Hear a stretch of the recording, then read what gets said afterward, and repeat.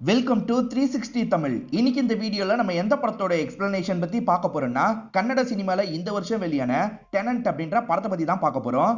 இது ஒரு பக்காவான சஸ்பென்ஸ் த்ரில்லர் படம்னு சொல்லலாம். ரொம்ப கம்மி பட்ஜெட்ல தான் இந்த படத்தை எடுத்திருப்பாங்க. ஒரு வீட்ல தான் மேக்ஸிமம் கதையே நடக்கும். கம்மி கேரக்டரை வச்சு நீங்க எதிர்பார்க்காத நிறைய ட்விஸ்ட் அண்ட் டர்ன்ஸ்லாம் இந்த கதையில வச்சிருப்பாங்க. நீங்க கொஞ்சம் கூட யோசிக்காத மாதிரி சில திருப்பங்கள்லாம் வரும். கண்டிப்பா உங்களுக்கு பிடிக்கும்னு நம்புறேன். எக்ஸ்பிளனேஷனுக்குள்ள போறதுக்கு முன்னாடி வீடியோக்கு ஒரு லைக் போடுங்க. அது மூலியமா இந்த வீடியோ இன்னும் நிறைய பேர்கிட்ட கொண்டு போய் சேர்க்கப்படும். மேற்கொண்டு டைம் வேஸ்ட் பண்ணாம நம்ம நேரடியே எக்ஸ்பிளனேஷனுக்குள்ள போயிடலாம். கொரோனா டைம்ல நடக்கிற மாதிரி தான் இந்த படத்தை காட்சி பத்திருப்பாங்க. கொரோனானால நிறைய பேர் இறந்து போனாங்கல்ல, அந்த டைம்ல தான் இந்த கதை நடக்குது அப்படின்ற மாதிரி நமக்கு முன்கூட்டியே சொல்லிடுறாங்க. இப்போ ஒரு வீட்டை நமக்கு காட்டுறாங்க. கீழ் போர்ஷன் இருக்கு, மேல் போர்ஷன் இருக்கு. நமக்கு கீழ் போர்ஷனை காட்டுறாங்க. ரெண்டு பேர் கல்யாணம் பண்ண மாதிரி ஒரு போட்டோ இருக்கு. ஆனா அந்த போட்டோல இருக்க நபரை காட்டாம வேற ஒருத்தரை காட்டுறாங்க. இவர் பேரு வாசு அப்படின்றது. ஒரு ராடை கழுவிட்டு இருக்காரு. அது முழுக்க ரத்தமா இருக்கு. அதுதான் கழுவிட்டு இருக்காரு. அதே மாதிரி தரையில ரத்தம் சிந்தி இருக்கு. அதெல்லாம் கழுவிட்டு இருக்காரு. இங்கதான் டெனன்ட்னு படத்தோட டைட்டில போடுறாங்க. இந்த வாசுவை பொறுத்த வரைக்கும் யாரையோ அடிச்சு சாப்பிடிச்சிருக்காரு போல. அது சார்ந்த பொருள் எல்லாத்தையும் டிஸ்போஸ் பண்றதுக்காக தான் இந்த மாதிரி பண்ணிட்டு இருக்காரு. இப்ப பாடியை டிஸ்போஸ் பண்ணோம்ல, எப்படி டிஸ்போஸ் பண்றது அப்படின்ற மாதிரிலாம் பயங்கரமா யோசிக்கிறாரு. சிகரெட்டை புடிச்சுக்கிட்டே யோசிச்சுட்டு இருக்காரு. இப்ப இவருக்கு தண்ணி தாகம் எடுக்குது. தண்ணியை குடிச்சுக்கிட்டே இவரும் ஜன்னல் கிட்ட வராரு. அப்படி ஜன்னல் கிட்ட வரும்போது எதிர் வீட்டை சேர்ந்தவர் இருக்காரு பாத்தீங்களா, இவரை பார்த்துக்கிட்டே யாருக்கோ கால் பண்றாரு. அச்சச்சோ, நம்ம பண்ணதை இவர் பார்த்துட்டாரு போல, போலீஸ்க்கு தான் கால் பண்றாரு போல அப்படின்ற மாதிரி இவர் ரொம்ப பயப்படுறாரு. அவர் பாட்டுக்கு இவரை பார்த்துக்கிட்டே பேசிட்டு இருக்காரு. இவரும் சட்டுன்னு ஸ்கிரீனை லாக் பண்ணிடுறாரு. யாராவது வரப்போறாங்கன்ற மாதிரி பயந்துட்டு இருக்காரு. இப்ப கொஞ்ச நேரத்துல யாரோ கதவை தட்டுற மாதிரி சவுண்ட் கேக்குது. அவர் தான் போலீஸ் கிட்ட சொல்லிட்டாரு, போலீஸ் தான் வந்திருக்காங்க அப்படின்ற மாதிரிலாம் யோசிக்கிறாரு. இப்ப கதவை திறக்கிறதுக்காக போறாரு. அப்படியே கட் பண்ணி வேற ஒரு சீனை நமக்கு காட்டுறாங்க. அதாவது பாஸ்ட் நமக்கு காட்டுறாங்க. கீழ் வீடு மேல் வீடு இருக்கிறதா சொன்னல, கீழ் வீட்டுல ஒரு கப்பல் தான் இருப்பாங்க. அந்த கப்பல் இவங்க தான். ஒய்ஃப் பேரு தாமினி, ஹஸ்பண்டோட பேரு கமலேஷ் அப்படின்றது. ஹஸ்பண்டை பொறுத்த வரைக்கும் ஒரு டிபார்ட்மெண்டல் ஸ்டோர் தான் வச்சிருப்பாரு. இப்ப அதை காலி பண்ணி வீட்டுல தான் நிறைய பொருள் வச்சிருக்காரு. வீட்டுல இருந்து ஆளுங்களுக்கு எல்லாம் சப்ளை பண்ற வேலை பண்ணிட்டு இருக்காரு. இப்ப ஒய்ஃபுக்கு டைரி மில்க் எல்லாம் கொண்டு வந்திருக்காரு. இவங்களுமே சந்தோஷப்படுறாங்க. நமக்கு வாசுன்னு ஒருத்தரை காமிச்சாங்கல்ல, அவர் இப்ப இவங்க போர்ஷன்ல இருக்காரு. எப்படி இவங்க போர்ஷன்ல இருக்காருன்றது போக போக தெரியும். இப்ப கமலேஷுக்கு அண்ணன் கிட்ட இருந்து கால் வந்துகிட்டே இருக்கு. அடிக்கடி கால் வருது. ஆனா இவர் அதை கண்டுக்காத மாதிரி ஒய்ஃப் கிட்ட பேசிட்டு இருக்காரு. ஒய்ஃப் சமையல்லாம் ரெடி, சாப்பிட வாங்கன்னு சொல்றாங்க. இவங்க சாப்பிட்டுக்கிட்டே பேசும்போது தான் சில விஷயங்கள் தெரிய வருது.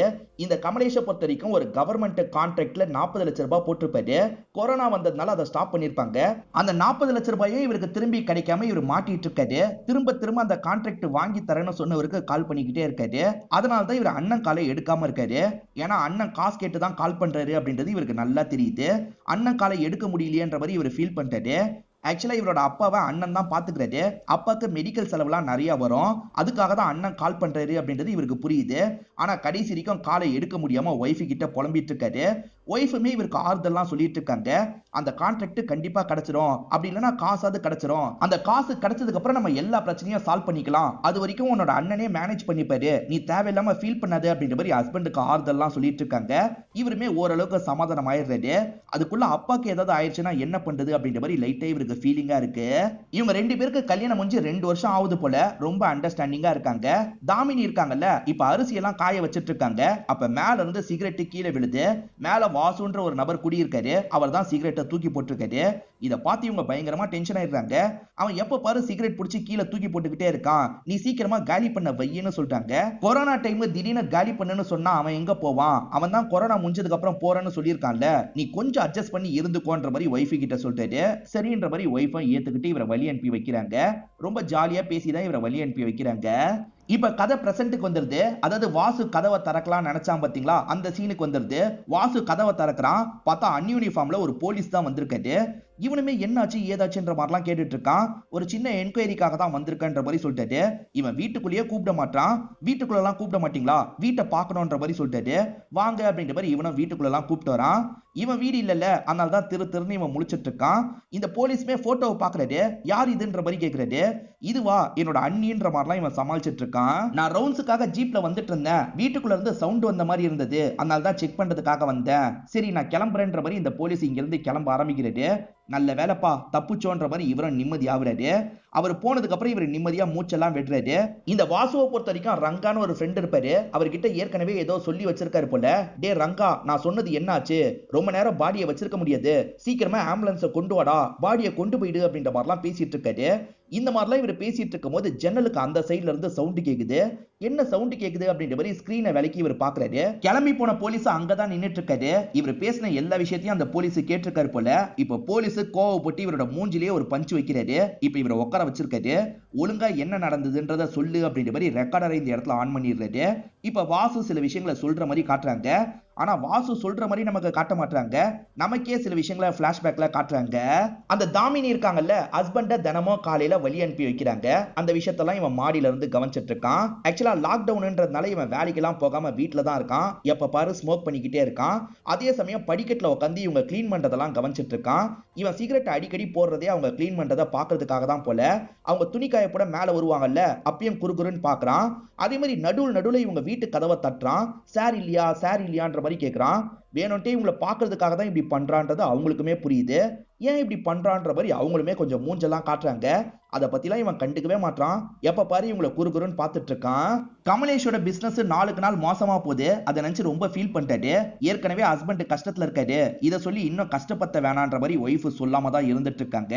நைட்டு ரெண்டு பேருமே படுத்துட்டு இருக்கும் போது ஜன்னல் வழியா யாரோ எட்டி பாக்குற மாதிரி தோணுது. ஒய்ஃப் சட்டு நிமிந்து பாக்குறாங்க. அந்த வாசு தான் பார்த்திருப்பான் போல. சட்டுன்னு இங்க இருந்து கிளம்பி போயிடுறான். மறுநாள் காலையில வாசு இருக்கான் பாத்தீங்களா, இவங்க கிளீன் பண்ணிட்டு இருக்கும் போது இவங்களுக்கு தெரியாம நிறைய போட்டோ எல்லாம் எடுத்துட்டு இருக்கான். வாசுவை பொறுத்த வரைக்கும் ரங்கான்னு ஒரு ஃப்ரெண்ட் இருக்காரு. அந்த ரங்காவை பொறுத்த வரைக்கும் ஆம்புலன்ஸ் டிரைவரா இருப்பாரு. பாடி எல்லாம் கொண்டு போயிட்டு இருக்காரு. நடுவுல இவங்க கிட்ட வீடியோ கால்ல பேசுவாரு போல. அநியாயத்துக்கு நிறைய பேர் இறந்து போயிட்டு இருக்காங்க அப்படின்ற மாதிரிலாம் சொல்றாரு. இப்ப தாமினி வெளியே வராங்க. பார்த்தா 10 சிகரெட்டுக்கு மேல இருக்கு. இவங்க கிளீன் பண்ணலாம்னு நினைக்கிறாங்க. ஆனா இதே மாதிரி விட்டா சரிப்படாது, அவங்க கிட்ட பேசலாம் அப்படின்ற மாதிரி வேகமா இவனை பாக்குறதுக்காக மேல வந்துட்டு இருக்காங்க. பார்த்தா அவன் ரூம்குள்ள இருந்து பான் பாக்குற மாதிரி சவுண்ட் கேக்குது. கருமம் பிடிச்சவன் எப்ப பாரு இதுதான் பாப்பான் போலன்ற மாதிரி இவங்க யோசிக்கிறாங்க. இப்ப போக வேணான்னு கீழே வந்துடுறாங்க. அப்பதான் ஹஸ்பண்ட் கிட்ட இருந்து கால் வருது. ஃபைல்ல இருக்க டீட்டெயில போட்டோ எடுத்து அனுப்புன்ற மாதிரி சொல்லிட்டாரு. இருங்கங்க பார்த்து அனுப்புறன்ற மாதிரி இவங்களும் ஃபைல் எடுக்கிறாங்க. அதுல இருக்கிற எல்லா விஷயத்தையும் போட்டோ எடுத்து ஹஸ்பண்டுக்கு அனுப்புறாங்க. இந்த வாசு இருக்கான் பாத்தீங்களா, ரங்கா கிட்ட வீடியோ கால்ல பேசிட்டு இருக்கான். வாசு இங்க சரக்கு அடிக்கிறான், ரங்கா அந்த இடத்துல சரக்கு அடிச்சிட்டு இருக்காரு. இப்ப கமலேஷ் வீட்டுக்கு வராரு. வீட்டு வாசல்ல சிகரெட் இருக்கிறத கவனிக்கிறாரு. எப்பவுமே ஒய்ஃபை கிளீன் பண்ணிடுவாங்க, இன்னைக்கு கிளீன் பண்ணாம விட்டு வச்சிருக்காங்க. என்ன இவ்வளவு சிகரெட் இருக்குன்ற மாதிரி கேட்கிறாரு. எப்பவுமே இதை விட ஜாஸ்தி இருக்கும், ஒவ்வொரு நாளும் நான் கிளீன் பண்ணிடுறேன், அதனால தான் உங்களுக்கு தெரியாம இருக்கு, சீக்கிரமா அவனை காலி பண்ணுங்கன்ற மாதிரி சொல்லிட்டாங்க. இவ்வளவு சிகரெட்டை குடிச்சு இப்படி போட்டு வச்சிருக்கானா, உடனே போய் பேசுறன்ற மாதிரி இவரும் வேகமா கிளம்புறாரு. இப்ப வாசுவை பார்த்து பேசுறதுக்காக ரூம்குள்ள நுழையிறாரு. கண்ட போஸ்டர் ஒட்டி வச்சிருக்கான். அதெல்லாம் பார்த்து இன்னும் கடுப்பாகிறாரு. இவர் கோவமா பேசலாம்னு நினைக்கிறாரு. ஆனா வாசு ஃப்ரெண்டு கிட்ட சகஜமா பேசிட்டு இருக்கிறது இவருக்கு தெரியுது. அந்த ஃப்ரெண்டுமே சார் யாரு, இவர் தான் ஹவுஸ் ஓனரா அப்படின்ற மாதிரிலாம் கேட்கிறாரு. ஆமா நான் தான் ஹவுஸ் ஓனர் அப்படின்ற மாதிரி ரங்கா கிட்டே இவர் பேசுறாரு. போக போக இவங்க ரெண்டு பேருமே ஜாலியா பேசுறதுனால இவருக்கு கோவம் எல்லாம் மறந்துருது. அதுலயும் ரங்கா சரக்கடிங்க சார், ஜாயின் பண்ணிக்கோங்க அப்படின்ற மாதிரிலாம் சொல்லிட்டாரு. இவருக்கு ஏகப்பட்ட டென்ஷன் இருக்கு, சரக்கடிக்கலாம் தோணுது, ஆனா வேணான்ற மாதிரி பாவலா பண்ணிட்டு இருக்காரு. அட அடிங்க சார் அப்படின்ற மாதிரி வாசுவும் உட்கார வச்சு சரக்கெல்லாம் தராரு. என்ன போன ஹஸ்பண்ட் இன்னும் வரலன்ற மாதிரி இவங்க யோசிக்கிறாங்க. கால் பண்ணி பாக்குறாங்க. இவர் இருக்காருல, காலை கட் பண்ணிடுறாரு. இவர் ஏகப்பட்ட பிரஷர்ல இருக்காருல, அதை பத்திலாம் கொஞ்சம் வாசு கிட்ட ஷேர் பண்றாரு. அதே மாதிரி சிகரெட் எல்லாம் பிடிச்சி இந்த மாதிரி போடாதீங்கன்ற மாதிரி சொல்லிட்டு இருக்காரு. இப்ப ஒய்ஃபு கிட்ட இருந்து திரும்ப திரும்ப கால் வருது. இவன் விட மாட்டான்னு நினைக்கிறேன், நான் கிளம்புறேன் பாக்கலான்ற மாதிரி இங்க இருந்து கிளம்ப ஆரம்பிக்கிறாரு. இப்ப ஒய்ஃபுமே இவர் குடிச்சிட்டு தான் வந்திருக்காருன்றதை கண்டுபிடிச்சிடுறாங்க. அவன் கூட சேர்ந்து குடிச்சிங்களான்ற மாதிரி கேட்குறாங்க. லைட்டா தான் குடிச்சன்ற மாதிரி இவர் சொல்றாரு. ஆனா ஒய்ஃப் டென்ஷன் ஆயிடுறாங்க. அவன் என்னெல்லாம் பண்ணான்றது உங்களுக்கு தெரியுமா, இப்போ உங்களையும் கவர் பண்ணி என்கிட்ட தப்பா நடந்துக்கலாம்னு நினைக்கிறான், நீங்க புரிஞ்சுக்க மாட்டீங்க அப்படின்ற மாதிரி அளவே ஆரம்பிக்கிறாங்க. என்னாச்சு என்கிட்ட தெளிவா சொல்லுன்ற மாதிரி இவர் கேட்கிறாரு.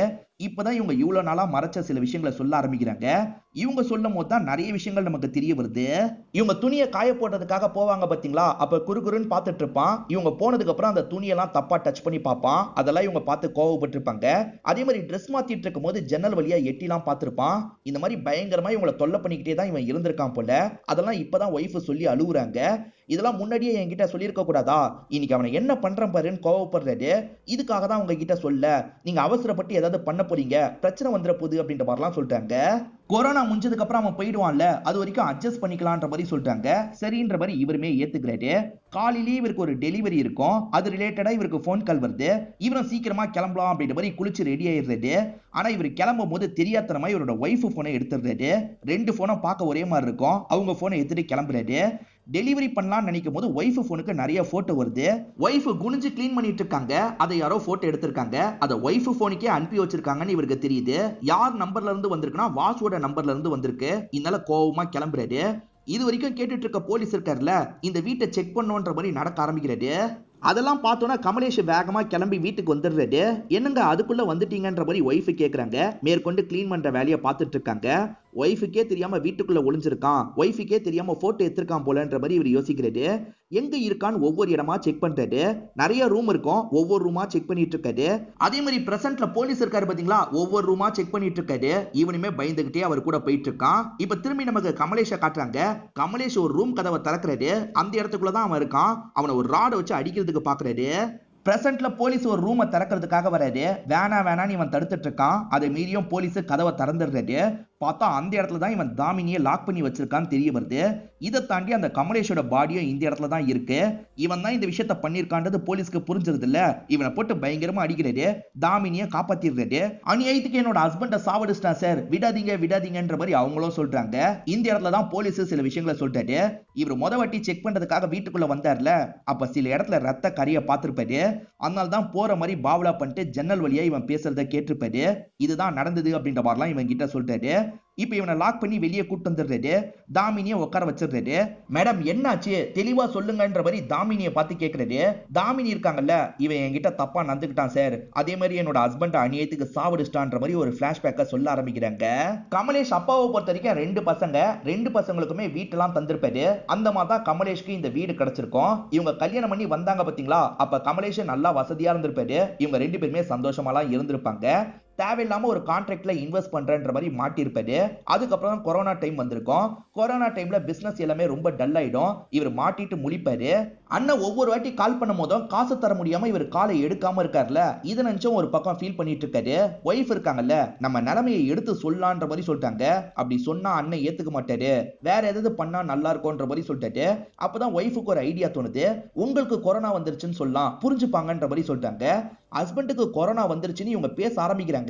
அதுக்குள்ள அண்ணன் இருக்காருல, அப்பாவே இறந்து போயிட்டாரு, இதுக்கப்புறம் காசு தேவையில்லைன்னு சொல்லிட்டாரு. இப்ப பேசுற ஒய்ஃபுமே இந்த விஷயத்தெல்லாம் ஹஸ்பண்ட் கிட்ட சொல்றாங்க. ஏதோ அப்பா இறந்து போயிட்டாரா அப்படின்ற மாதிரி ஹஸ்பண்ட் ஷாக் ஆகுறாரு. இவருக்கு அப்பானா ரொம்ப பிடிக்கும் போல, நம்ம காசு அனுப்பி இருந்தா அப்பாவை காப்பாத்தி இருக்கலாம், இப்படி இறக்க விட்டுட்டுமேன்ற மாதிரி ஃபீல் பண்ணிட்டாரு. ஒய்ஃப் தான் இவருக்கு ஆறுதல்லாம் சொல்லிட்டு இருக்காங்க. இப்போ ஒய்ஃபுமே சமையல் வேலையெல்லாம் பாக்குறாங்க. ஹஸ்பண்டுக்கு சாப்பாடு தரதுக்காக வராங்க. பார்த்தா இவர் சோகத்துல படுத்து தூங்கி இருக்காரு. இதனால இவங்களுக்குமே கஷ்டமா இருக்கு. இவங்களுமே சாப்பிடாம படுத்துடுறாங்க. தூங்கிட்டு இருக்கும் போது ஹஸ்பண்டுக்கு நடுவுல முழிப்பு வருது. ரொம்ப அன்ஈஸியா ஃபீல் பண்ணிட்டு இருக்காரு. நம்மளுக்கு அந்த காசு மட்டும் கிடைச்சிருந்தா ப்ராப்ளம் சால்வ் ஆயிருக்கும். இப்ப அநியாயத்துக்கு அப்பா போயிட்டாருன்ற மாதிரிலாம் ரொம்ப நேரம் ஃபீல் பண்றாரு. திடீர்னு ஒரு புக் எடுத்து ஏதோ எழுதுறாரு. இவர் என்ன எழுதுறாரு அப்படின்றது நமக்கு தெளிவா தெரிய மாட்டேங்குது. அதுக்கப்புறம் இங்கேயே படுத்துக்கலான்ற மாதிரி சோஃபாலேயே படுத்து தூங்க ஆரம்பிக்கிறாரு. கமலேஷ் ஏற்கனவே கஷ்டத்துல இருக்கிறதுனால தான் இவன் பண்றதை பத்திலாம் நான் பெருசா கமலேஷ் கிட்ட சொன்னது இல்ல சார். இவன் தப்பா போட்டோ எடுத்து எனக்கே அந்த போட்டோவெல்லாம் அனுப்பி வைப்பான் சார். இன்னைக்கு எனக்கு தெரியாமே இந்த வாசு வீட்டுக்குள்ள நுழைஞ்சிட்டான். நான் வேலை பார்க்கறதெல்லாம் போட்டோ எடுத்து என் போனுக்கு அனுப்பி வச்சிருக்கான். என் போனை தெரியாம கமலேஷ் எடுத்துட்டு போயிருக்காரு. அதனால தான் கமலேஷ்க்கு இந்த விஷயம் தெரிய வந்திருக்கு. வீட்டுல இவனை கண்டுபிடிக்கிறதுக்காக தான் தேடி இருக்காரு. ஒரு ரூம்ல இவன் ஒளிஞ்சிருக்கிறது தெரிஞ்சு ராடை வச்சு அடிக்கிறதுக்கு பார்த்தாரு சார். ஆனா இவன் ராடை பிடிங்கி அவரை அடிச்சிட்டான் சார். அதுக்கப்புறம் என்கிட்ட எல்லை மீறி நடந்துட்டான் சார் அப்படின்ற மாதிரி அழுதுகிட்டே சொல்லிட்டு இருக்காங்க. இவங்க ரொம்ப ஃபீலிங்ல இருக்காங்கன்னு இவர் புரிஞ்சுக்கிறாரு. மேடம் நீங்க கொஞ்சம் ரிலாக்ஸ் பண்ணுங்க அப்படின்ற மாதிரி ஆறுதல்லாம் சொல்லிட்டு இருக்காரு. சரி இவ போய் சொல்றா சார், இவ தான் சார் மண்டையில அடிச்சான்ற மாதிரி வாசு சொல்றாரு. ஆனா இன்ஸ்பெக்டர் வாசு சொல்றத நம்ப மாட்டாரு. இவங்க இருக்காங்கல்ல, சார் இவன் தான் சார் அடிச்சான், ரத்தத்தெல்லாம் கிளீன் பண்ணி ராடை மறைச்சு வச்சிருக்கான், நீங்களே போய் பாருங்கன்னு சொல்றாங்க. இப்ப இன்ஸ்பெக்டரும் மறைச்சு வச்சிருக்க ராடு எடுக்கிறாரு. இவங்க தான் அடிச்சாங்கன்னா நீ எதுக்காக ராடை கிளீன் பண்ணன்னு கேக்குறாரு. நமக்கே வாசு தான் ராடை கிளீன் பண்ண மாதிரி காமிச்சிருப்பாங்க. இப்ப இன்ஸ்பெக்டர் இருக்காரு பாத்தீங்களா, இவனை லாக் பண்ணும் அப்படின்ற மாதிரி இங்க இருக்கிற இடத்துல லாக் பண்ணி வச்சிருந்தாரு. இவன் இருக்கான்ல, சார் சத்தியமா இவ தான் சார் பண்ணா, இவன் நிறைய உங்ககிட்ட போய் சொல்றா சார், உண்மையை நான் சொல்றேன்ற மாதிரிலாம் சொல்றான். என்னடா உண்மையா சொல்ல போற சொல்லுன்ற மாதிரி இன்ஸ்பெக்டர் கேக்குறாரு. இவனுமே இந்த இடத்துல சில விஷயங்களை சொல்ல ஆரம்பிக்கிறான். கமலேஷ் வீட்டுக்கு வந்தாரு பாத்தீங்களா, இந்த வாசு எங்கன்ற மாதிரி தேடி இருப்பாரு. இந்த ரூம்ல தான் இருக்கான்னு தெரிஞ்சோன்னே இவன் கூட சண்டைக்கு போயிருப்பாரு. மாத்தி மாத்தி ரெண்டு பேருமே சண்டைலாம் போட்டுட்டு இருக்காங்க. அப்ப திடீர்னு பின்னாடி இருந்து யாரோ கமலேஷ் அடிக்கிறாங்க. ஒய்ஃப் தான் அடிச்சிட்டாளா அப்படின்ற மாதிரி ஷாக் ஆன மாதிரி அவர் பொத்துன்னு கீழே விழுறாரு. ஒய்ஃப் தான் அடிச்சிருப்பாங்க. அடிச்ச ஒய்ஃப் இருக்காங்கல்ல, வேற வழி இல்ல அதனால தான் அடிச்சிட்டன்ற மாதிரி ஒய்ஃபை இவரை பார்த்து சொல்றாங்க. ஒய்ஃப் எதனால அடிச்சாங்கன்றதை இப்பதான் நமக்கு காட்டுறாங்க. ஆக்சுவலா ஒய்ஃப் அவன் தொல்லை பண்றான்ற மாதிரிலாம் சொன்னாங்கல்ல, அதெல்லாம் ஒரு குறிப்பிட்ட காலம் மட்டும்தான். போக போக ஒய்ஃபா அவன் கூட ஒன்னா இருக்கலான்ற மாதிரி யோசிச்சிருப்பாங்க. கமலேஷ் வெளியே கிளம்பி போயிட்டாருன்னு வச்சுக்கோங்களேன், அடிக்கடி இவங்க ரெண்டு பேர் ஒன்னாலாம் இருந்துட்டு இருப்பாங்க. அதனால தான் இவர் அடிக்கடி எடுக்கிற போட்டோவெல்லாம் இவங்களுக்கு அனுப்பிட்டு இருப்பாரு. அந்த மாதிரி ஒரு வாட்டி ஒன்னா இருக்காங்க. கமலேஷ் வந்துடுறாரு. ஒய்ஃபுக்கு என்ன பண்றதுன்னு தெரியல. நிறைய ஸ்டோர் ரூம்லாம் இருக்கும்ல, இந்த ரூம்ல போய் ஒளிஞ்சுக்கோன்ற மாதிரி இவரை ஒளிய வச்சிருப்பாங்க. ஹஸ்பண்ட் கிட்ட பேச்சு கொடுத்து சமாளிச்சிருப்பாங்க. அதுக்கப்புறம் இவனை சாமர்த்தியமா வெளியே அனுப்பியிருப்பாங்க. வாசு என்ன சொல்ல வராருன்னா, நாங்க ரெண்டு பேருமே மியூச்சுவலா புடிச்சுதான் ஒன்னா இருந்தோம், இப்ப நான் மட்டும் தான் தொல்லை பண்ண மாதிரி இவ ஏமாத்திட்டு இருக்கான்ற மாதிரி சொல்லிட்டாரு. ஆக்சுவலா அந்த கமலேஷ் வந்தாரு பாத்தீங்களா, வரும்போதே இவர் கவனிச்சு ஒரு இடத்துல போய் ஒளிஞ்சிருப்பாரு. கமலேஷ் கண்டுபிடிச்சு அடிக்கிறதுக்காக வந்திருப்பாரு. அப்ப காப்பாத்துறதுக்காக ஒய்ஃப் கமலேஷையே அடிச்சிருப்பாங்க. இதுதான் உண்மையில நடந்திருக்கும். இதுதான் சார் நடந்தது அப்படின்ற மாதிரிலாம் சொல்றாரு. முதல்ல வாசு மட்டும் வீட்டுல இருந்த மாதிரி காமிச்சாங்கல்ல, வாசு மட்டும் இல்ல இவங்களுமே கூட தான் இருந்திருப்பாங்க. வாசுவும் எப்படி டிஸ்போஸ் பண்றது அப்படின்ற மாதிரிலாம் பயங்கரமா சிகரெட் பிடிச்சுக்கிட்டே யோசிச்சுட்டு இருக்காரு. என்ன ஏதாவது வழி யோசிச்சியா அப்படின்ற மாதிரி நடுவுல இவங்களுமே கேட்பாங்க. நம்ம முதல்ல இந்த இடத்த கிளியர் பண்ணலாம், இவன் பாடியை பேக் பண்ணி வச்சிடலான்ற மாதிரிலாம் சொல்லிட்டு இவங்க ரெண்டு பேருமே சேர்ந்த மாதிரி தான் பாடியை தூக்கி பேக் பண்ணிருப்பாங்க. அதே மாதிரி இங்க இருக்க ரத்தத்தை இவங்க ரெண்டு பேருமே சேர்ந்த மாதிரி தான் கிளீன் பண்ணிருப்பாங்க. ராடை மட்டும் இவர் தனியா வந்து கிளீன் பண்ணிருப்பாரு. இதை மட்டும் தான் ஸ்டார்டிங் நமக்கு காமிச்சிருப்பாங்க. இந்த வேலையெல்லாம் பண்ணி முடிச்சுட்டு இவரும் தண்ணி குடிச்சுக்கிட்டே ஜன்னல் கிட்ட வராரு. அப்படி ஜன்னல் கிட்ட வரும்போது தான் எதிர் வீட்டை சேர்ந்தவர் இவரையே பார்த்துட்டு இருக்காரு. ஒருவேளை நடந்த எல்லா விஷயத்தையும் அவர் பார்த்திருப்பாரா அப்படின்ற மாதிரி இவர் ரொம்ப பயப்படுறாரு. இதை பத்தி எல்லாம் தாமினி கிட்ட சொல்லிட்டாரு. தாமினியும் ரொம்ப பயப்படுறாங்க. இப்ப யாரோ கதவை தட்டுறாங்க. யாரா இருக்கும்னு தெரியலையேன்ற மாதிரி தாமினி பயப்படுறாங்க. நீ போய் ஒளிஞ்சுக்கோ, நான் பாத்துக்கிறேன்ற மாதிரி இவர் சொல்லிட்டாரு. இவங்களுமே ஒரு ரூம்ல போய் ஒளிஞ்சுக்கிறாங்க. நம்ம பார்க்கலான்ற மாதிரி இவரும் கதவை திறக்கிறாரு. பார்த்தா அந்த இடத்துல யாரையும் காணோம். பார்த்தா போஸ்ட் தான் வந்திருக்கு போல, கீழே வச்சுட்டு போயிருக்காங்க. அப்ப எதிர் வீட்டை சேர்ந்தவர் யாருக்கு கால் பண்ணாருன்னு யோசிக்கிறாரு. ஹெல்ப் பண்றதுக்கு ஆளுங்க இருப்பாங்கல்ல, அவங்களுக்கு தான் கால் பண்ணிருப்பாரு. அவங்களுமே வீட்டுக்கு வந்து ஆளுங்களை கூட்டு போறாங்க. நம்ம தான் தேவையில்லாம போலீஸ் கிட்ட சொல்லியிருப்பாருன்னு பயந்துட்டோம் போலன்னு யோசிக்கிறாரு. எதுவுமே நடக்கலன்ற மாதிரி இவங்க கிட்ட சொல்லிட்டாரு. இப்ப தாமினியும் இந்த இடத்துல கொஞ்சம் ரிலாக்ஸ் ஆகுறாங்க.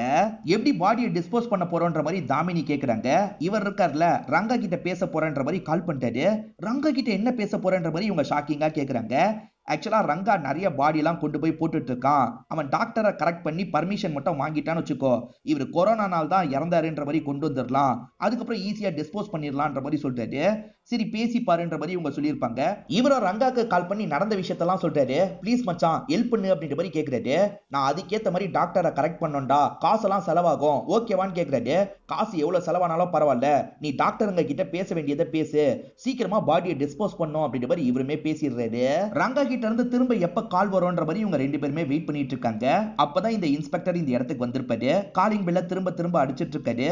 இப்ப யாருன்னு தெரியலையேன்ற மாதிரி தாமினி பயப்படுறாங்க. தாமினி நீ பயப்படாத, நீ உள்ள போய்க்கோன்ற மாதிரி இவர் சொல்லிட்டாரு. இவங்களுமே சரின்ற மாதிரி அந்த ரூம்குள்ள போயிடுறாங்க. இப்ப இவரே சமாளிச்சுக்கலாம் அப்படின்ற மாதிரி கதவை திறந்து சமாளிக்க ஆரம்பிச்சிருப்பாரு. இதுதான் நடந்தது அப்படின்ற மாதிரி இன்ஸ்பெக்டர் கிட்ட சொல்றாரு. தாமினியே கட்டப்பட்ட மாதிரி நடிச்சு என்ன மட்டும் மாட்டி விடுறதுக்கு பிளான போட்டிருக்கா அப்படின்ற மாதிரிலாம் சொல்றாரு. இந்த இன்ஸ்பெக்டருக்கு யார் சொல்றத நம்புறதுன்னு தெரியல. தாமினி இவன் சொல்றதெல்லாம் பொய்ன்ற மாதிரி சொல்றாங்க. பாடியை கொண்டு போற மாதிரி ஆளுங்க இருப்பாங்க பாத்தீங்களா, இப்ப அவங்களுக்கு கால் பண்ணிட்டாரு. இந்த இடத்துல இந்த மாதிரி ஒரு சம்பவம் நடந்திருக்கு, பாடியை கொண்டு போறதுக்காக வாங்கன்ற மாதிரிலாம் சொல்லிட்டாரு. ஆளுங்க சரின்ற மாதிரிலாம் ஏத்துக்கிறாங்க. தாமினிக்கு அடிபட்டிருக்கல, நான் முதல்ல இதுக்கு மருந்து போட்டு விடுறேன்ற மாதிரி உங்களுக்கு மருந்தெல்லாம் போட்டு விட்டுட்டு இருக்காரு. இந்த சமயம் இந்த வாசு இருக்காரு பாத்தீங்களா, தாமினி போனை எடுக்கணும்ன்ற மாதிரி யோசிக்கிறாரு. சாட் பண்ணதா அவங்க வச்சிருக்க வாய்ப்பு இருக்குல்ல, அதை காட்டலாம்னு நினைக்கிறாரு. இப்பதான் பின்னாடி இருக்க ஒரு ரூம்ல இருந்து சவுண்ட் கேக்குது. ரங்கா கிட்ட பின்வாசல் வழியா வான்ற மாதிரி இவர் சொல்லியிருப்பாரு. அவனுமே பின்வாசல் வழியா இந்த இடத்துக்கு வந்துடுறான். இங்க தானே வர சொன்னான்ற மாதிரிலாம் சுத்தி முத்தி பார்த்துட்டு இருக்கான். சவுண்ட் கேட்டு இன்ஸ்பெக்டர் வந்து இவனை அடிக்கிறாரு. யாரா நீ அப்படின்ற மாதிரி லாக் பண்ணிட்டு இருக்காரு. சார் விடுங்க சார், தெரியாம வந்துட்டேன்ற மாதிரி அந்த ரங்காவும் பயங்கரமா கெஞ்சிட்டுலாம் இருக்கான். இந்த சைடு வாசு தாமினி போனை எடுக்கிறதுக்கு ட்ரை பண்றாரு பாத்தீங்களா. இந்த விஷயத்தை தாமினி கவனிக்கிறாங்க. எப்படியாவது இவனை ஸ்டாப் பண்ணணும்னு நினைக்கிறாங்க. இன்ஸ்பெக்டர் சார் வாங்க வாங்கன்ற மாதிரி சொல்றாங்க. ஆனா அதுக்குள்ள இவர் போன் எடுத்துறாரு. எடுத்தவர் என்ன பண்றாருன்னா போன்ல இவங்களோட சேட் எல்லாம் பார்க்கலான்ற மாதிரி பாக்குறதுக்காக வராரு. அப்படி பார்க்க வந்தவருக்கு ஒரு ஷாக் காத்துட்டு இருக்கு. அதை பார்த்தோன்னே இவரோட முகமே மாறிடுது. இப்ப சவுண்ட் கேட்டு இன்ஸ்பெக்டர் இருக்காரு பாத்தீங்களா, என்னாச்சு ஏதாச்சுன்னு பாக்குறதுக்காக வேகமா வெளியே ஓடி வந்துடுறாரு. நான் ஒண்ணு தேடுறதுக்கு நினைச்சேன், ஆனா வேற ஒண்ணு எனக்கு கிடைச்சிருக்குன்ற மாதிரி வாசு சொல்லிட்டாரு. அதாவது இந்த போலீஸும் இந்த தாமினியும் அஃபேர்ல இருந்திருக்காங்க. அப்படி சேட் பண்ண மாதிரி நிறைய சேட்லாம் கிடைக்குது. இதுக்கு என்ன சொல்ல போறேன்ற மாதிரி போலீஸை பார்த்து கேட்கிறாரு. ஆக்சுவலா தாமினி இந்த வாசு கூட ஒன்னா இருக்கும் போது கையில ஒரு டிசைனை போடுவாங்க. அதே டிசைன் தான் இன்ஸ்பெக்டர் கையிலயும் இருக்கும். சோ அதனால தான் என் கையில அந்த மாதிரி போட்டிருக்கா போல, உங்களுக்குள்ள என்ன பழக்கம்ன்ற மாதிரிலாம் வாசு இந்த இடத்துல கேட்கிறாரு. இன்ஸ்பெக்டரும் தாமினியும் சேர்ந்த மாதிரி கமலேஷோட கதையை முடிக்கணும்னு பிளான் போட்டிருப்பாங்க. அதுல வேற ஒருத்தனை சிக்க வைக்கணும்ன்றதுக்காக தான் வாசுவை சிக்க வைக்கிறதுக்கு முடிவு பண்ணிருப்பாங்க. ஆக்சுவலா இன்ஸ்பெக்டருக்கு கால் பண்ணி வர வச்சதே தாமினி தான். சைலண்டா ரூம்ல இருந்து கால் பண்ணி வர வச்சிருப்பாங்க. இந்த தாமினி வாசு கூட கடைசி கொஞ்ச நாளா தான் ஒன்னா இருப்பாங்க. அதாவது இவனை மாட்ட வைக்கலான்னு என்னைக்கு முடிவு பண்ணாங்களோ அப்பத்துல இருந்து தான் ஒன்னா இருந்திருப்பாங்க. இப்ப இவன் இருக்கான்ல, இவளை சாவடிச்சிருவேன், பக்கத்துல வராத, ஒழுங்கா என்னோட விலங்க கழட்டி விடுன்ற மாதிரிலாம் சொல்லிட்டு இருக்கான். சரி கழட்டி விடுறன்ற மாதிரி இவன் கழட்டி விடுறாரு. அதுக்கப்புறம் தான் தாமினியோட கழுத்தை விடுறான். தாமினி நீ ஓகே தானே அப்படின்ற மாதிரி இன்ஸ்பெக்டர் கேட்கிறாரு. இவங்க ஓகேன்னு சொல்றாங்க. அவன் விலங்க கலட்டினதுனால தப்பிக்கிறதுக்கு பாக்குறான். இன்ஸ்பெக்டர் திரும்பி போட்டு அவனை பயங்கரமா அடிக்கிறாரு. திரும்பி அவனை லாக் பண்ணிடுறாரு. ஆமாண்டா, நாங்க ரெண்டு பேருமே பிளான் பண்ணி தான் இந்த விஷயத்த பண்ணோம், உன்னால எதுவுமே பண்ண முடியாது அப்படின்ற மாதிரிலாம் இவர் சொல்லிட்டு இருக்காரு. இவர் கால் பண்ணி சில ஆளுங்களை வர சொன்னார்ல, அவங்க எல்லாருமே இவருக்கு வேண்டியவரா இருப்பாங்க. அதாவது எனக்கு ஏத்த மாதிரி நீங்க ஹெல்ப் பண்ணும் அப்படின்ற மாதிரி கேட்கிறாரு. சரி சார் பார்த்து பண்ணிக்கலாம் அப்படின்ற மாதிரி வந்திருக்க ஆளுங்க சொல்றாங்க. இவருமே கமலேஷோட பாடி இருக்கிற இடத்துக்கு கூட்டு போலான்னு நினைக்கிறாரு. அந்த இடத்துல பார்த்தா ரங்காவும் காணோம், பாடியும் காணோம். பின்னாடி இருக்கிற கதவை உடைச்சிட்டு ரங்கா தப்பிச்சு போயிருக்காருன்னு தெரிய வருது. அவன் தப்பிச்சு போயிட்டான்னு தெரிஞ்சோன்னே இவர் பயங்கரமா கோவப்படுறாரு. உன் ஃப்ரெண்டு ரங்கா பாடியை தூக்கிட்டு போயிட்டான், அவனை ஒழுங்கா திரும்பி வர சொல்லுன்ற மாதிரி சொல்றாரு. நான் எதுக்கு வர சொல்ல போறேன், நான்லாம் வர சொல்ல மாட்டேன்ற மாதிரி வாசு சொல்றாரு. இப்பதான் இந்த இன்ஸ்பெக்டர் வேற ஒரு விஷயத்தை ரிவீல் பண்றாரு. ரங்காவை லாக் பண்ணாரு பாத்தீங்களா, எதுக்காக வந்தன்ற மாதிரி ரங்கா கிட்ட கேட்டு அதை ரெக்கார்ட் பண்ணிருப்பாரு. அந்த வாசு ஏதோ கொலை பண்ணிட்டேன், மறைக்கிறதுக்கு ஹெல்ப் பண்ணுன்னு சொன்னா, அதனால தான் வந்தேன் சார், எனக்கு எதுவுமே தெரியாதுன்னு சொல்லியிருப்பாரு. இப்ப இந்த வீடியோ இருக்குல்ல, இது மூலியமா உனக்கு பெரிய தண்டனை வாங்கி தருவேன். இதுவே அவனை கால் பண்ணி வர வச்சுன்னு வச்சுக்கோயேன், நீ சீக்கிரமா வெளியே வரதுக்காக நான் ஹெல்ப் பண்ணுவேன். பெருசா உனக்கு எதிராக எந்த ஒரு எவிடன்ஸும் தராம சீக்கிரமா நீ வெளியே வரதுக்கு ஹெல்ப் பண்ணுவேன். அதனால கால் பண்ணி வர வைன்ற மாதிரி சொல்லிட்டாரு. வாசுக்கு இதுதான் சரியா படுது. சரி கால் பண்ணி ஒரு இடத்துக்கு வர சொல்லலாம் அப்படின்ற மாதிரி இவர் வர சொல்லிடுறாரு. இப்ப இவர் இருக்கார்ல, இவரோட ஆளுங்களுக்கு கால் பண்ணி லொகேஷனை சொல்லிட்டாரு. அவனையும் சேர்த்து லாக் பண்ணுங்க அப்படின்ற மாதிரி சொல்றாரு. நீ ஹெல்ப் பண்றது தானே சொன்ன அப்படின்ற மாதிரி வாசு கேட்கிறாரு. உங்க ரெண்டு பேரையும் மாட்டி விடுவேன்டா, ஹெல்ப்லாம் பண்ண மாட்டேன்ற மாதிரி இந்த இன்ஸ்பெக்டர் சொல்லிட்டாரு. இப்பதான் இவங்க ரெண்டு பேருக்குள்ள என்ன பழக்கம்ன்றத பிளாஷ்பேக்கா காட்டுறாங்க. ஆக்சுவலா காலேஜ் டைம்ல இவங்க ரெண்டு பேருமே பயங்கரமா லவ் பண்ணிருப்பாங்க. இவங்களுக்குள்ள சின்னதா ஒரு மிஸ் அண்டர்ஸ்டாண்டிங் வந்திருக்கும். ரெண்டு பேருமே பேசிக்காம இருப்பாங்க. இந்த டைம்ல தாமினி வீட்டுல ஒருத்தரை பார்த்து கல்யாணம் பண்ணி வச்சிருப்பாங்க. அதுதான் கமலேஷா இருப்பாரு. ஆனா அதுக்கப்புறமா இவங்க ரெண்டு பேருக்குள்ளேயும் போன் மூலியமா கான்டாக்ட் போயிட்டு தான் இருந்திருக்கும். கமலேஷை எப்படியாவது காலி பண்ணும், அதுக்கப்புறம் தான் நான் வெளியே வர முடியும்ன்ற மாதிரி தாமினி சொல்லியிருப்பாங்க. அதுக்காக தான் இவர் ஒரு பிளானை போட்டிருப்பாரு. கமலேஷ்க்கு யாரோ கான்ட்ராக்ட் வாங்கி தரதா சொன்னாங்கல்ல, அது இவரா தான் இருப்பாரு. 40 லட்சம் ரூபாய் தாங்க, அந்த கான்ட்ராக்ட் உங்களுக்கு கிடைக்கிறதுக்கான ஏற்பாடு பண்றேன், 1 கோடி ரூபாய் ஈஸியா சம்பாதிச்சிடலாம்னு சொல்லியிருப்பாரு. அதை நம்பி கமலேஷும் 40 லட்சம் ரூபாய் தந்திருப்பாரு. அதுக்கப்புறம் இவர் பெருசா ரெஸ்பான்ஸ் பண்ணாம அந்த காசை அமுக்கிறதுக்கு முடிவு பண்ணிருப்பாரு. நீங்க காசை தரலன்னா நான் வெளியே சொல்லிடுவேன் மாதிரி கமலேஷ் சொல்றாரு. சார் நீங்க தந்ததெல்லாம் கருப்பு பணம், வெளியே சொன்னா உங்களுக்கு தான் பிரச்சனை வரும், பாத்துக்கோங்க அப்படின்ற மாதிரி இவர் மிரட்டி விட்டுருப்பாரு. கமலேஷ்க்கு என்ன பண்றதுன்னு தெரியல. 40 லட்சம் ரூபாயும் அப்ப கிடைக்காதா அப்படின்ற மாதிரி பயங்கரமா ஃபீல்லாம் பண்ணிருப்பாரு. கமலேஷ் அந்த காசை விட்டுருவாரு. நீ டைவர்ஸ் பண்ணிட்டு என் கூட வந்துருன்ற மாதிரிலாம் சொல்லியிருப்பாரு. ஆனா கமலேஷ் வேற ஒரு வேலை பண்ணிருப்பாரு. என்ன ஒரு போலீஸ் தான் ஏமாத்திட்டாரு, 40 லட்சம் ரூபாய் லஞ்சம் மாதிரி காசு வாங்கி ஏமாத்திட்டாரு, அவருக்கு எதிராக நான் கம்ப்ளைண்ட் கொடுக்கணும்னு விரும்புறேன்ற மாதிரி கம்ப்ளைண்ட் காப்பி எல்லாம் ரெடி பண்ணிருப்பாரு. அன்னைக்கு நைட்டு உட்காந்து எழுதினாரு பாத்தீங்களா, இதை தான் எழுதியிருப்பாரு. அந்த கம்ப்ளைண்ட் மேல் இடத்துக்கு போனா எப்படி இருந்தாலும் இந்த இன்ஸ்பெக்டருக்கு ப்ராப்ளம் வரும். அதனால தாமினி அவன் கதையை முடிச்சிரு, வேற யாரையாவது மாட்ட வைக்கிற மாதிரி கதையை முடின்ற மாதிரி சொல்லியிருப்பாரு. அதனால தான் இவரை மாட்ட வைக்கிறதுக்காக இவங்க எல்லா ஏற்பாடும் பண்ணியிருப்பாங்க, கதையை முடிச்சிருப்பாங்க. பிளானிங்கா தான் இவங்க எல்லா விஷயத்தையும் பண்ணிருக்காங்க. இப்ப போலீஸ் ஆளுங்களா இந்த இடத்துக்கு வந்துடுறாங்க. ஹஸ்பண்ட சாவடிச்சு ஒய்ஃப் கிட்ட ஒருத்தன் தப்பா நடந்திருக்கான்ற மாதிரி தான் இவர் சொல்லியிருப்பாரு. ஆளுங்க வராங்க, நீ அழுவுற மாதிரி நடின்ற மாதிரி தாமினி கிட்ட சொல்றாரு. தாமினியும் நடிச்சிட்டு இருக்காங்க. இப்ப இவருமே கதவை திறந்து எல்லாரையும் உள்ள வர வைக்கிறாரு. இப்ப உள்ள வந்த லேடிஸ் இருக்காங்கல்ல, நீங்க ஓகே தானே அப்படின்ற மாதிரி தாமினிக்கு இந்த இடத்துல ஆறுதல்லாம் சொல்லிட்டு இருக்காங்க. சரி, இந்த வாசு மேல் வீட்டுல தான் இருந்திருக்கான், இந்த லேடிக்கு பாலியல் தொல்லை கொடுத்துக்கிட்டே இருந்திருக்கான், ஹஸ்பண்டியே சாவடிச்சு இவங்க கிட்ட தப்பா நடந்திருக்கான் சார், இவன் ஃப்ரெண்டு மூலியமா ஹஸ்பண்ட் பாடியை டிஸ்போஸ் பண்றதுக்கு பிளான் போட்டான் சார், நான் அந்த ஃப்ரெண்டையும் லாக் பண்ணிட்டேன் அப்படின்ற மாதிரிலாம் சொல்லிட்டாரு. நல்ல காரியம் பண்ணிருக்கீங்க அப்படின்ற மாதிரி வந்திருக்க ஆபீசர் இருக்காரு பாத்தீங்களா, இந்த இன்ஸ்பெக்டரை பாராட்டிட்டு இருக்காரு. வாசுவை இழுத்துட்டு போகும்போது வாசு நான் எதுவுமே பண்ணலன்னு சொல்லிட்டாரு. ஆனா யாருமே கேட்க மாட்டாங்க, வண்டியில உட்கார வச்சிருக்காங்க. இப்ப வண்டியில உட்கார்ந்த வாசு இருக்காருல, எதிர ரங்கா உட்கார்ந்துட்டு இருக்கிறத பாக்குறாரு. டே, உனக்கு ஹெல்ப் பண்ண போய் தாண்டா நானும் தேவையில்லாம மாட்டிக்கிட்டேன்ற மாதிரி ரங்கா கோவப்படுறாரு. இது ரிலேட்டடா இவங்க ரெண்டு பேருக்குள்ள சண்டைலாம் போயிட்டு இருக்கு. மாத்தி மாத்தி ரெண்டு பேருமே திட்டிட்டுலாம் இருக்காங்க. அந்த இன்ஸ்பெக்டர் இருக்கார்ல, இவருக்கு ஏத்த மாதிரி எல்லா விஷயத்தையும் சீனியர் கிட்ட சொல்லிட்டாரு. சரி இருந்து பாத்துக்கோங்க, நான் இவனுங்க ரெண்டு பேரை கூட்டு போறேன்ற மாதிரி சீனியர் ஜீப்ல ஏறி உட்கார்றாரு. அப்பதான் சீனியருக்கு போன் கால் வருது. அவர் ஸ்பீக்கர்ல போட்டு பேசுறாரு. அவர் பேசுறது இவங்க ரெண்டு பேருக்குமே கேக்குது. என்ன தகவல் தெரியுமா கிடைக்குது? அந்த கமலேஷ் சாவல சார், இன்னும் உயிரோட தான் இருக்காருன்ற மாதிரி தான் தகவல் கிடைக்குது. இதை கேட்கிற இவங்க ரெண்டு பேருமே பயங்கரமா சந்தோஷப்படுறாங்க. ஏன்னா கமலேஷ்க்கு யார் அடிச்சான்றது தெரியும்ல. சோ ஒய்ஃபோட பேரை சொல்லுவாரு, நம்ம ரெண்டு பேர் தப்பிச்சிடலாம் அப்படின்ற மாதிரி கொஞ்சம் நிம்மதி ஆகுறாங்க. இந்த சீனியரை இவங்க ரெண்டு பேரை கூட்டு போலான்ற மாதிரி ஜீப் எடுத்துட்டு இங்க இருந்து கிளம்ப ஆரம்பிக்கிறாரு. இதோடய இந்த படத்தோட கதையை முடிச்சிடுறாங்க. கமலேஷ் முழிச்சு வந்தாருன்னு வச்சுக்கோங்களேன், ஒய்ஃப் தான் என்ன அடிச்சா, இவன் அடிக்கலன்றதா சொல்லிடுவாரு. சோ ஒய்ஃப் தான் எண்டிங்ல மாட்ட போறாங்கன்ற மாதிரி காமிச்சு நமக்கு படத்தை முடிக்கிறாங்க. இந்த படத்துல வந்த சில ட்விஸ்ட நீங்க கெஸ் பண்ணிருப்பீங்க, ஆனா சில ட்விஸ்ட கண்டிப்பா நீங்க கெஸ் பண்ணிருக்க மாட்டீங்கன்னு நினைக்கிறேன். இந்த படம் உங்களுக்கு பிடிச்சிருந்ததா இல்லையான்றத கமெண்ட் செக்ஷன்ல சொல்லுங்க. இந்த வீடியோ பிடிச்சிருந்ததுன்னா லைக் பண்ணுங்க, கமெண்ட் பண்ணுங்க, மறக்காம 360 தமிழ் சேனலை சப்ஸ்கிரைப் பண்ணுங்க. தொடர்ச்சியா இந்த மாதிரி வீடியோக்கள் வந்துகிட்டே தான் இருக்கும்.